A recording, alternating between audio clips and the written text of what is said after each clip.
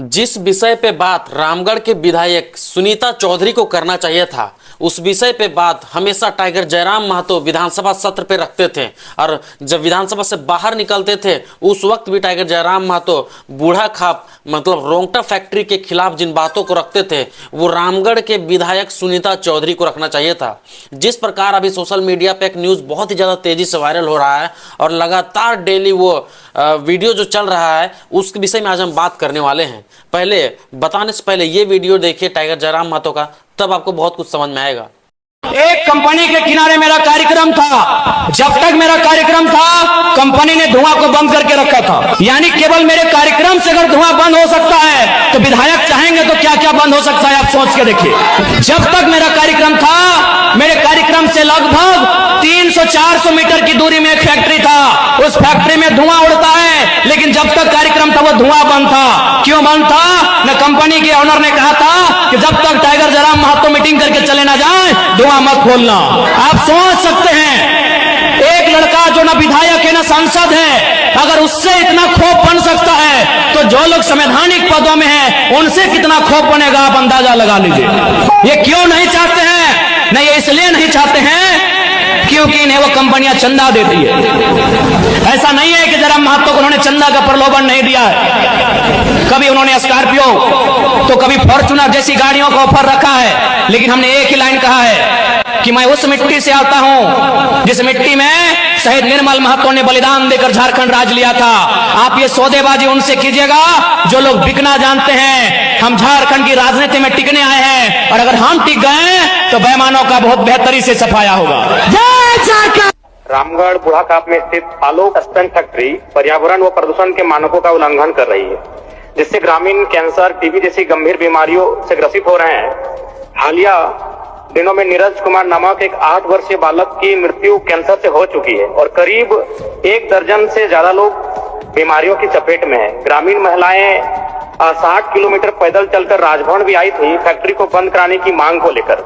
पर्यावरण प्रदूषण विभाग की बैठक में जिला उपायुक्त ने विभाग के अधिकारियों को प्रदूषण फैलाने वाली कंपनी फैक्ट्री को जांच करने का निर्देश भी दिया था, जिसमें 3 फैक्ट्रियां घोर उल्लंघन करते हुए पाई गई, जिनमें आलोका स्टील फैक्ट्री भी है जो प्रदूषण मानकों का लगातार उल्लंघन करते हुए पाई गई है। महोदय, मानव जीवन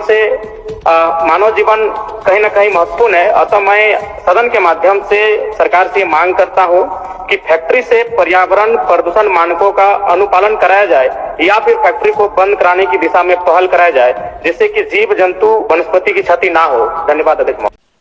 उम्मीद है टाइगर जयराम महतो का वीडियो देख लिए होंगे।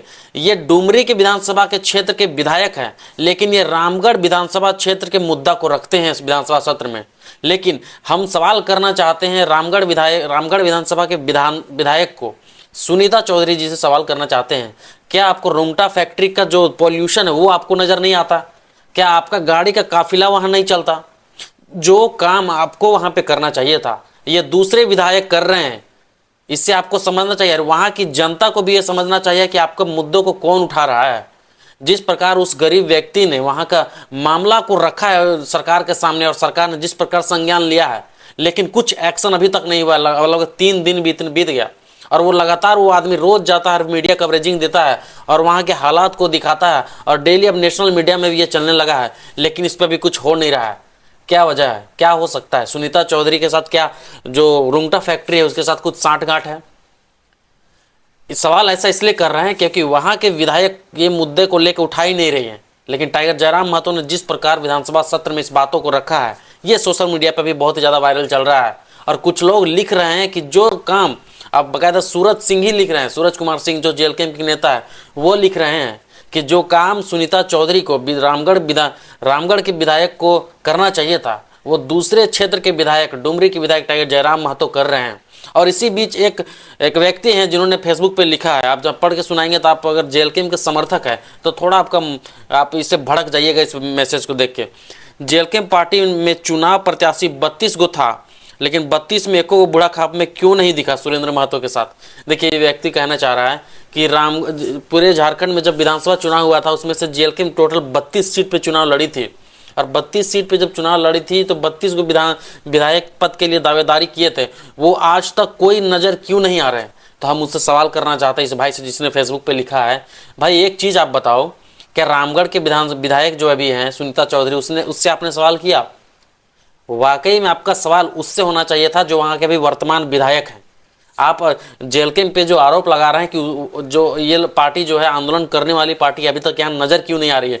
तो शुरू से वहाँ के लोग, जेल कैंप के लोग उस मुद्दे को लेकर मुखरता से रखते थे और पैदल मार्च भी किए थे लगभग 2 साल पहले। अगर आपको याद नहीं होगा तो हम याद दिला देते हैं आपको। बहुत ही ज़्यादा खबरें भी चली थी। वहाँ के लोग चावल उठा के लेके आए थे राजभवन तक घेराव करने, और यहाँ पे लोगों अपना समस्या को दिखा रहे थे, फिर भी कोई सुनवाई नहीं हुआ। रुंगटा फैक्ट्री के खिलाफ कोई कार्रवाई नहीं हुआ। सुरेंद्र महतो ने, अभी देख सकते हैं सुरेंद्र महतो, यही है सुरेंद्र महतो, 3 दिन से लगातार 3-4 दिन से मीडिया कवरेजिंग दे रहा है और सरकार तक ये बात पहुंचाना चाह रहा है कि यहाँ पर जिस प्रकार रुंगटा फैक्ट्री का पोल्यूशन है वो कंट्रोल किया जाए, लेकिन कुछ नहीं होने वाला है। एक और बहुत बड़ी खबर को बताते हैं हम आपको। लगभग 65 लोगों को भुवनेश्वर बुला लिया गया है बंधुआ मजदूर के रूप में। आपको बता देते हैं ITI करके, जब लोग ITI करते हैं, छोटी लेवल का इंजीनियरिंग जब करते हैं, तो उसे बंधुआ मजदूर के रूप में प्लेसमेंट दिया गया भुवनेश्वर में लगभग 65 लोगों को। और ज़्यादा कुछ नहीं, 10-15 हज़ार की नौकरी को लेके बुलाया गया कि आइए नौकरी देंगे हम आपको। और वहाँ बुलाने के बाद सभी लोगों से 5-5, 6-6 हज़ार वसूला जा रहा है पहले कि आपका प्लेसमेंट हुआ है, ये दीजिए तब हम आपको काम करने के लिए देंगे। तो देख सकते हैं झारखंड में किस तरह की स्थिति है। ITI करने के बाद लोग सोचते हैं कुछ करेंगे अपने शहर में, क्षेत्र में करेंगे, लेकिन जब उन्हें भुवनेश्वर जैसे शहर में बुलाया जाता है कुछ कंपनी द्वारा, तो वहाँ पे 5-5, 6-6 हज़ार पहले एक वसूला जाता है उन लोगों से कि आपका यहाँ पे प्लेसमेंट हुआ है, पहले आपको देना होगा तब आपको काम मिलेगा यहाँ पे। तो आप देख सकते हैं किस प्रकार की दैनिक घटना झारखंड में घटने को मिलती है। एक कंपनी के किनारे मेरा कार्यक्रम था। जब तक मेरा कार्यक्रम था कंपनी ने धुआं को बंद करके रखा था। यानी केवल मेरे कार्यक्रम से अगर धुआं बंद हो सकता है तो विधायक चाहेंगे तो क्या क्या बंद हो सकता है, आप सोच के देखिए। जब तक मेरा कार्यक्रम था, मेरे कार्यक्रम से लगभग 300-400 मीटर की दूरी में एक फैक्ट्री था। उस फैक्ट्री में धुआं उड़ता है, लेकिन जब तक कार्यक्रम था वो धुआं बंद था। क्यों बंद था? न कंपनी के ऑनर ने कहा था कि जब तक टाइगर जराम महतो मीटिंग करके चले ना जाए धुआं मत खोलना।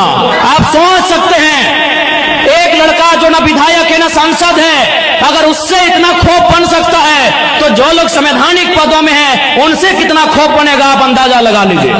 ये क्यों नहीं चाहते हैं? नहीं, ये इसलिए नहीं चाहते हैं क्योंकि इन्हें वो कंपनियां चंदा देती है।